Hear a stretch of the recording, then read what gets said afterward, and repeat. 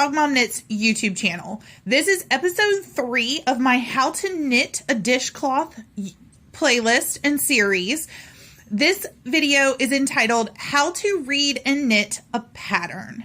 For this part of the tutorial, you are going to need your 100% cotton yarn. If you are knitting a dishcloth, I'm using Knit Picks Dishy Multi in the colorway Pebble. And you will need knitting needles. Most washcloth patterns call for a US 6 or a US 7 size needle. And you are going to need a pattern. Any dishcloth pattern will work, but I do have a pattern linked below in the description box below that I have written to go along with this tutorial. Hopefully that will help you just as we go. So you can print a pattern or you can use, there are apps. One that comes to mind is called Knit Companion, and I will have that linked down below. You can also open the pattern on Google Drive, on a computer, or on your phone. You don't have to print it. I have printed it here for the purposes of this tutorial. When I was first starting out, I printed all of my patterns because I found that it was easier to keep track of where I was, take my knitting on the go if I had a printed pattern. Most patterns will have a kind of title page like you see here, where it has the title, a picture, and then some information about the pattern. Not all patterns do this, but quite a few of them do. If you are going to print your pattern, if there is kind of an information page on the first page of the pattern, you can skip printing this. If you want to print it, you might find it beneficial to turn your printer, onto black and white, so that if this is a beautiful full-size color photo of your finished object, then you're not wasting a lot of printer ink on the picture. But that's entirely up to you. If you want the color photo, go for it. This is page 2 of the pattern that I have written for this class, or this playlist. I want to draw your attention to the supplies section. So as you are reading a pattern, you want to note what supplies the designer says are needed for this project. And they will typically list everything that you need from start to finish, to go from ball of yarn and empty needles to finished object. And a finished object is exactly what it sounds like. It is the thing that you have knit in its completed state.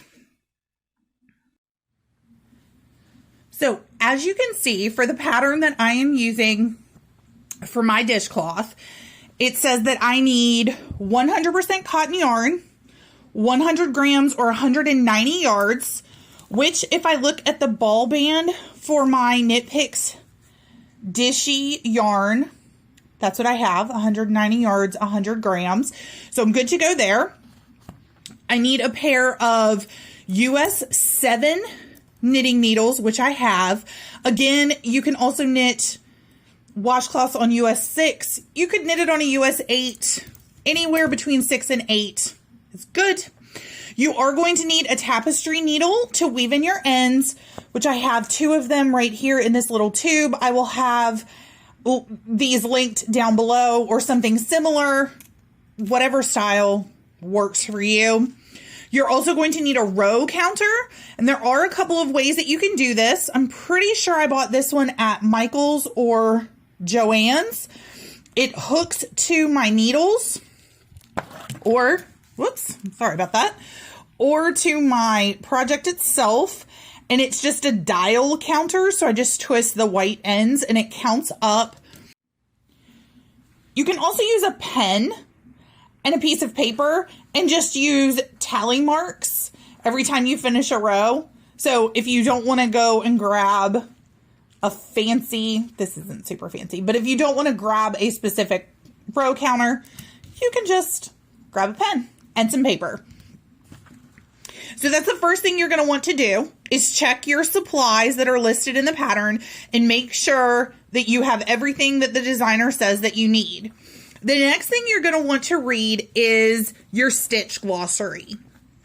Sometimes this is just called a glossary, but there should be a place in your pattern where the designer has listed any acronyms they're going to use or abbreviations and what it means. So you can refer back to this as you go through your pattern to know, okay, if it says CO10, that means I need to cast on 10. If it says K10, it means I need to knit 10. So this is just a way of kind of speaking the same language as your pattern writer, so that you as a knitter are using the same terms and the same terminology as your pattern writer. So now you get to your pattern. So for this tutorial, we are going to knit the garter stitch dishcloth. So this is the entire pattern for the garter stitch dishcloth. It is very simple. You can see right here it says the first step is to cast on. So it says CO 40 stitches. So if I go back to my stitch glossary, I see that CO means cast on. So I know that means that I am going to cast on 40 stitches, and then I'm going to knit 40 rows of garter stitch. Garter stitch means to knit every stitch on each row. So I'm going to knit 40 rows. And if I go back to my stitch glossary, I see that a row is to work all the stitches across the needle. So I know that I'm going to knit 40 rows of just back and forth 40 times. That's what my row counter is for, or my pen and my piece of paper. And then step 3 is to bind off. So it says BO 40 stitches. And if I go to my stitch glossary, it says that BO means bind off. I will actually be covering that in the next video. For right now, if you are using the pattern that I have made for this tutorial, you can ignore variation number 1 and variation number 2. I will be covering those in later episodes of this playlist. For right now, we are just going to focus on the garter stitch dishcloth pattern that is on page 3 of the pattern connected to this playlist. So we're ready to start knitting. I have all of my supplies. You can't see them all, but they are all here. I have my pattern. I've read through my pattern. I know everything that the pattern's going to ask me to do. I'm clear on what the designer wants from me as a knitter. And so now I've got my needles and my yarn, and I'm going to start. So step number 1 of the pattern says CO 40 stitches. I know from my stitch glossary that CO means cast on. So I need to cast on 40 stitches. Part 1, episode 1 of this playlist showed you in very slow motion how to do the long tail cast on, which if the pattern does not specify, you can use whatever cast on you want. Long tail cast on is the easiest and the most common. So I'm going to fast forward this part as I cast on 40 stitches. So you can cast on your 40 stitches, pause this video, come back when you are ready for step 2 to knit 40 rows of garter.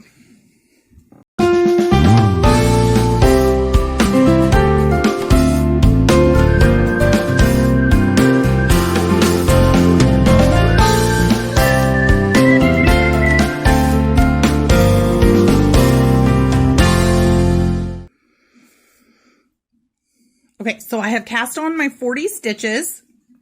I'm just going to, they'll get twisted up as you're working on your needles, or as you're working on your needle.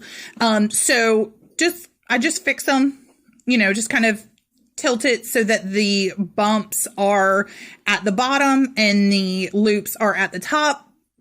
There is a running joke in the knitting community that when you do the long tail cast on, you will always have too much or too little yarn, left over at the end of the cast on. The long tail cast on is very much a Goldilocks cast on, where it is rare to have an end that is just right.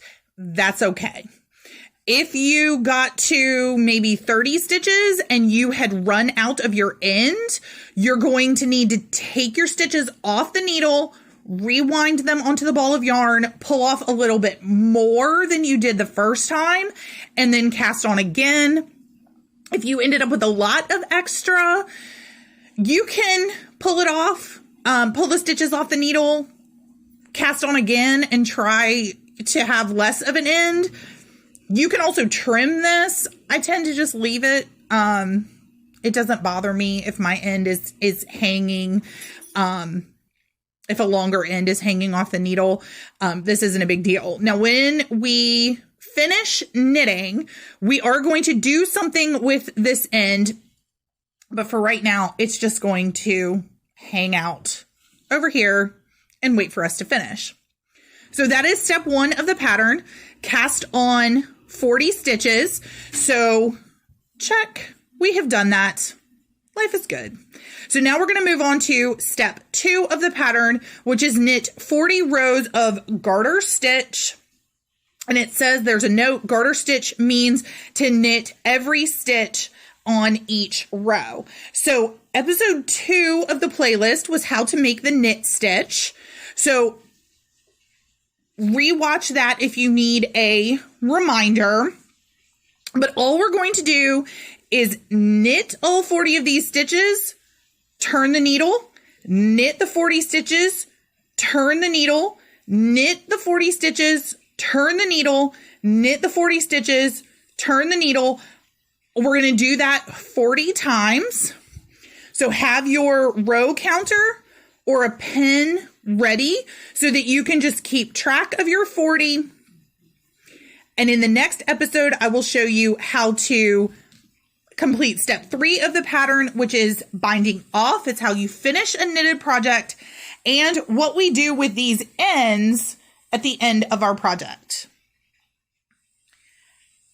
I will see you at the end of your 40 rows, step 2 of our pattern. Happy knitting!